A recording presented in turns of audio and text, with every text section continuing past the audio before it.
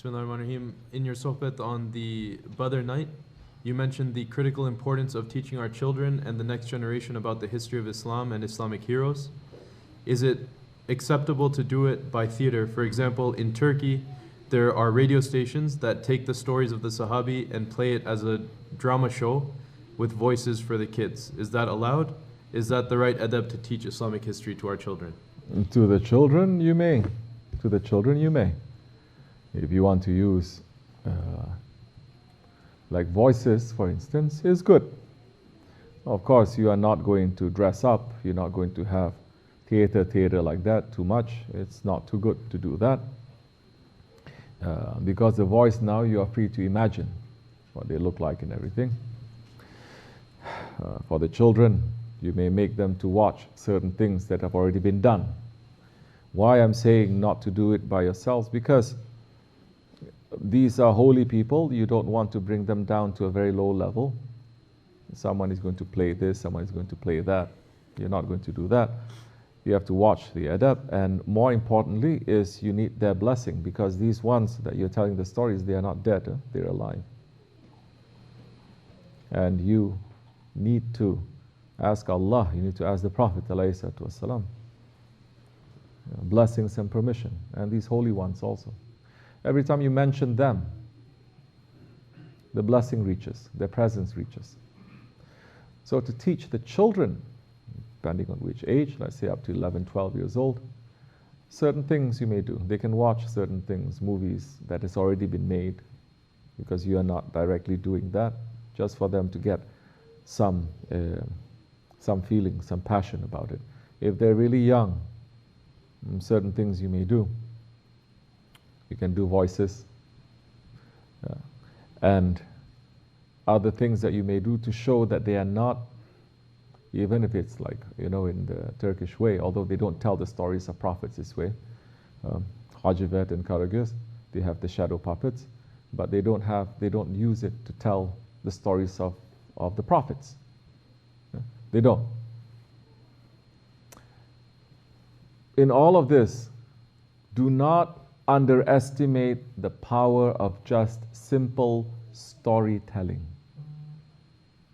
Just have people sitting in front, one person to speak, to tell a story.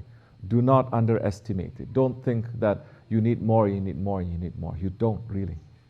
It's always been from the beginning, and it always be. At the end of the day, it's just people talking to each other to convey.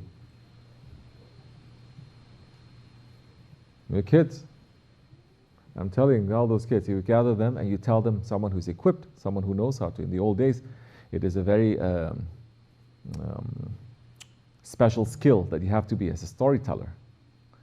He's going to use his voice, he's going to use the techniques of the text, and he's going to make you to imagine things that you cannot imagine, but he's not going to put his picture there.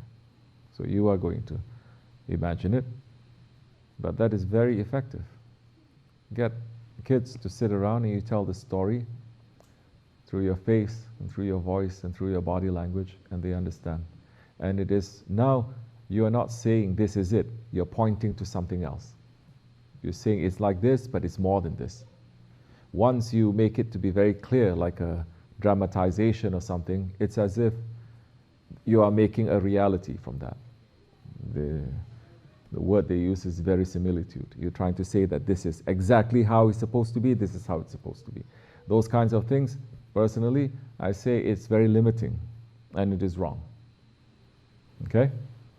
But for kids, it's okay. Because sometimes you watch too much of that and you think they really are like that. It's not. But yeah, tell stories when younger that they are. Even when you do something like shadow puppets, it might be interesting because you're trying to tell them also that this is just, it's not like that, it's more than that, and it's just a shadow. It's not real. Yes? I mean, I grew up before the azan for Maghrib comes on. 1 hour, 2 hours before, especially in other parts of the world, in Malaysia, they will show all these Egyptian dramas, right? You know what Egyptian drama I'm talking about? The lives of the prophets. And especially if so interesting, they make it to be, because they're Egyptian, so they make it very big, very nice story about Hazrat Musa, of course, right? Because they're Egyptians. So that's something they're going to show. They have actors, you know, kind of like in costume and all of that. But it was, we know they don't look like that, but it's very effective. And, you know, they show Musa alayhi salam, but when they want to show his karamats and his mujizat, right, they would take it from Hollywood movies and just put it in there, 10 Commandments, you know, so suddenly there, and then you say. But at least it makes us to become more alive and more connected.